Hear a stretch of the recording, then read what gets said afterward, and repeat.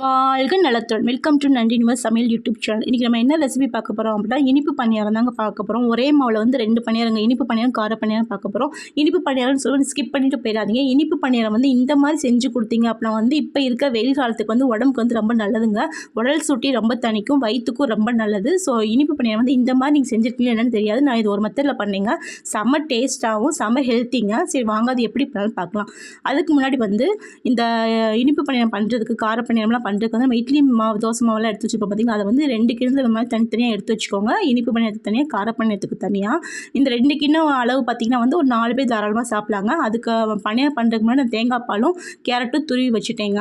இப்போ தேங்காய் பால் வந்து எடுக்கிறப்ப வந்து நம்ம என்னென்ன சேர்க்கணும் அப்படின்னா வந்து தேங்காய் வந்து தேவையான அளவுக்கு எடுத்துக்கோங்க. இப்போ நீங்கள் 4 பேர் அளவுக்கு எடுக்கிறீங்கன்னா ஒரு 1/4 மூடி தேங்காய் எடுத்தாலே போதுங்க, தாராளமானது. இப்போ சுக்கு பார்த்திங்கன்னா வந்து இது தோல் எடுத்தது, தோல் எடுக்காதுங்க.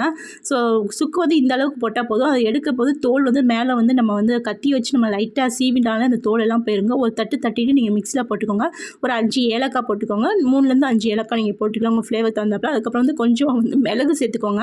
ஏன்னா மிளகு சுக்கு எல்லாமே வந்து இந்த வெயில் காலத்துக்கு வந்து ரொம்ப நல்லது, சளி எல்லாம் பிடிக்காமல் இருக்கும்.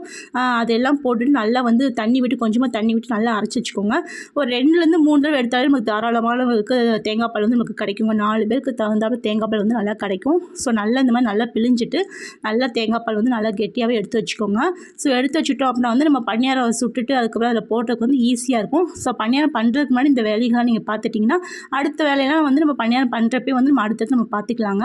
ஸோ 2வது தடவை நீங்கள் எடுக்க போகிறீங்கன்னா திரும்பி அந்த தேங்காயோட சக்கரை இருக்குது பார்த்திங்கன்னா, அது திரும்பி ஒரு தடவை மிக்ஸில் போட்டு எடுத்துக்கிட்டிங்கன்னா 2வது தடவை தேங்காய் பால் எடுக்கிறப்ப இன்னும் கொஞ்சம் பால் வந்து உங்களுக்கு திக்காக கிடைக்கும். இப்போ வந்து நம்ம பணியாரம் சுட போகிறோங்க. பணியாரம் வந்து சட்டி வச்சதுக்கப்புறம் வந்து இந்த பணியாரக்கல் காயதுக்கு முன்னாடி நம்ம என்ன பண்ணணும்னா கருப்பட்டி இருக்குது பார்த்திங்களா, இந்த ஒரு கருப்பட்டி போதுங்க. நம்ம எடுத்துருக்க தேங்காய் பாலுக்கு அளவாக இந்த ஒரு கருப்பட்டி நம்ம எடுத்துட்டாலே வந்து நல்ல ஓரளவுக்கு இனிப்பு வந்து கொஞ்சம் இதாக இருக்கும். சப்போஸ் நீங்கள் இனிப்பு வந்து உங்களுக்கு கம்மியாக வேணும்னு நினச்சிங்கன்னா நீங்கள் 3/4 கருப்பட்டி எடுத்தாலே போதுங்க. இது வந்து நார்மலான இனிப்பாக இருந்துச்சு. ஸோ இதோட உங்களுக்கு கம்மியாக வேணும் அப்படின்னா வந்து நீங்கள் 3/4 கருப்பட்டி எடுத்துகிட்டா கூட உங்களுக்கு தாராளமானது. அது நல்லா நுணுக்கி லைட்டாக 1-2 தட்டிட்டு கொஞ்சமாக தண்ணி விட்டு அதை அந்த பக்கம் அடுப்பில் வந்து நம்ம வேக வச்சுக்கலாங்க. இப்போ வந்து பார்த்திங்கன்னா நான் பணியாரத்துக்கு வந்து ரொம்ப கம்மியான எண்ணெய் தாங்க ஊற்றுறேன். நீங்கள் பணியாரம் வந்து ரொம்ப நிறைய எண்ணெய் தான் ஊற்றணும் அவசியமே இல்லை. நீங்கள் வந்து இந்த இரும்பு கல்லை வந்து யூஸ் பண்ணிங்க அப்படின்னா வந்து உடம்புக்கு வந்து ரொம்ப நல்லதுங்க. இப்போ நிறைய பேர் வந்து நான்ஸ்டிக் யூஸ் பண்ணுறீங்க. நான்ஸ்டிக் வந்து நம்ம உடம்புக்கு வந்து ரொம்ப ரொம்ப கெடுதிங்க. ஸோ முடிஞ்ச அளவுக்கு வந்து இரும்பு கல்லை சுட்டோம்னா என்னம்னா கொஞ்சம் நம்ம மீடியம் ஃப்ளேமில் வச்சு சுடுற மாதிரி இருக்கும். பட் நான்ஸ்டிக்னால் வந்து எப்படி தான் நீங்கள் சுட்டாலுமே ஒட்டாமல் நல்லா வரும். பட் இரும்புக்கல் வந்து ஒரு சில டைம் ஒட்டும். பட் அதை சிரமம் பார்க்காம வந்து நீங்கள் முடிஞ்ச அளவுக்கு இரும்பு கல்லை யூஸ் பண்ணுங்கள். நான்ஸ்டிக் இருந்துச்சு அப்படின்னா தயவு செஞ்சு அதை தூக்கி போட்டுக்கோங்க.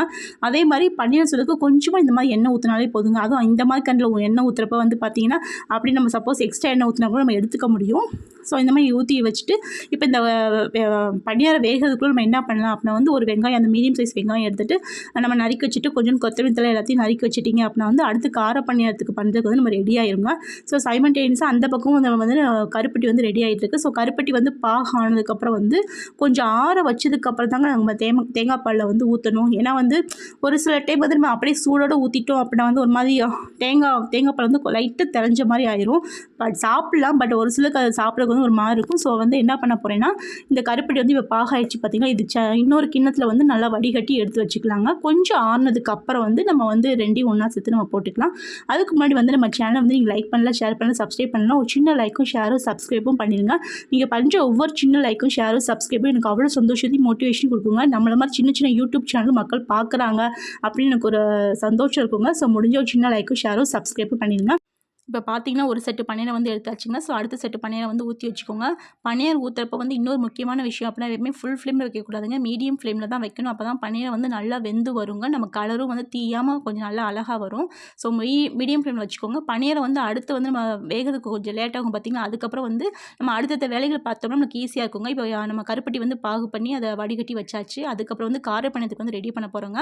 மாவு வந்து சப்போஸ் நீங்கள் இட்லிக்கு தோசைக்கு வந்து கெட்டியாக ஆட்டினீங்கன்னா கொஞ்சமாக தண்ணி விட்டு கலந்துக்கோங்க. அப்போ தான் வந்து பன்னீர் வந்து கொஞ்சம் நல்லா சாஃப்டாக வரும். இப்போ கார பணியாரத்துக்கு வந்து நான் வந்து என்ன பண்ணேன்னா கொஞ்சம் சீரகம், கொஞ்சம் மஞ்சப்பொடி, கேரட்டு, அதுக்கப்புறம் வெங்காயம், கொஞ்சம் கொத்தமல்லி தழை போட்டு நல்லா கலந்து வச்சுக்கிட்டேங்க. சப்போஸ் உங்கள்கிட்ட பீட்ரூட் இருந்தால் கூட நீங்கள் பீட்ரூட் போடலாங்க. அதுவும் நல்லா கலர்ஃபுல்லாக பிள்ளைங்க வந்து சாப்பிடுவாங்க, நல்லா டேஸ்ட்டாகவும் இருக்குங்க. பணியாரத்துக்கு வந்து எப்பவுமே ரொம்ப எண்ணெய் ஊற்றணும்லாம் தேவையில்லைங்க. இப்போ கடையிலலாம் போய் வாங்கினீங்க அப்படின்னா வந்து நிறைய எண்ணெய் ஊற்றி இது பண்ணுவாங்க. ஏன்னா வந்து அவங்களுக்கு வேகமாக வேகணும். இன்னொன்று வந்து கொஞ்சம் கிறிஸ்பியாக இருக்கும்னு நினைப்பாங்க. நம்ம வீட்டில் சுடுறதுனால வந்து கொஞ்சமாக எண்ணெய் ஊற்றினா போதும். முக்கியமாக இன்னொன்று சொல்ல மறந்துட்டேங்க. இனிப்பு பணியாரம் சுடுறப்போ வந்து நீங்கள் வந்து என்ன பண்ணணும் அப்படின்னா வந்து கொஞ்சம் தேங்காய் எண்ணெய் விட்டு சுட்டிங்க அப்படின்னா வந்து டேஸ்ட் இன்னும் நல்லா எடுத்து கொடுக்குங்க. இது ஒரு சின்ன டிப்ஸு. தேங்காய் எண்ணெய் அப்படி இல்லைன்னா உங்கள்கிட்ட நெய் இருந்துச்சுன்னா கூட நெய் ஊற்றி சுட்டிங்கன்னா செம்ம டேஸ்ட்டாக இருக்குங்க. இப்போ வந்து நான் என்ன பண்ணேன்னா தேங்காய் பால் இருந்துச்சு பார்த்தீங்கன்னா, அதையும் நம்ம எடுத்து வச்சுக்க கருப்பட்டி பாகு இருக்குது பார்த்தீங்கன்னா, அதையும் போட்டு நல்லா கலந்தாச்சுங்க. கலந்துட்டு அதுக்கப்புறம் வந்து நம்ம சுட்டு வச்சிருக்க பணியாரம் இருக்குது பார்த்தீங்களா, பிளெயின் பணியாரம் அதை வச்சு இதை வச்சு ஊற விட்டுட்டிங்க அப்படின்னா வந்து செம்ம டேஸ்ட்டாக இருக்குங்க. ஒரு 2லேருந்து ஒரு 3, 4 நிமிஷம் ஊறினாலே போதுங்க. நல்லா ஊறிடும். இப்போ கார பணியாரமும் ரெடியாக இருக்குங்க. இதுக்கு வந்து நீங்கள் சிம்பிளாக வந்து ஒரு தேங்காய் சட்னி வச்சு சாப்பிட்டா கூட அவ்வளோ டேஸ்ட்டாக இருக்குங்க. கண்டிப்பாக அதை ட்ரை பண்ணி பாருங்கள். இனிப்பு பணியாரம் வந்து நான் ஃபஸ்ட்டு டைம் இப்படி தாங்க பண்ணியிருக்கேன். எப்பயுமே இதுக்கு முன்னாடி எப்படி பண்ணுவோம்னா வெறும் கருப்பட்டி பாகை மட்டும் எடுத்து தான் நம்ம வந்து ஊற வைப்போம். ஸோ நம்ம இந்த வெயில் காலத்துக்கு வந்து இந்த தேங்காய் பாலும் சேர்த்து இது பண்ணோம் அப்படின்னா வந்து உடம்பு குளிர்ச்சியாகவும் இருக்கும், உடம்பு சூட்டும் தணிக்குங்கிறதுக்காக நான் இந்த மாதிரி இன்றைக்கி ட்ரை பண்ணிங்க. உண்மையிலே ஃபஸ்ட்டு டைம் இதை நான் ட்ரை பண்ணி அவ்வளோ அட்டகாசமாக இருந்துச்சு. கண்டிப்பாக நீங்களும் ட்ரை பண்ணி பார்த்துட்டு எப்படி இருந்துச்சு கண்டிப்பாக எனக்கு கமெண்ட் பாக்ஸில் சொல்லுங்கள். உங்களுக்கு இந்த வீடியோ பிடிச்சிச்சுன்னா ஒரு சின்ன லைக்கும் ஷேரும் சப்ஸ்கிரைப் மறக்காமல் பண்ணிடுங்க. வாழ்க வளத்துடன்.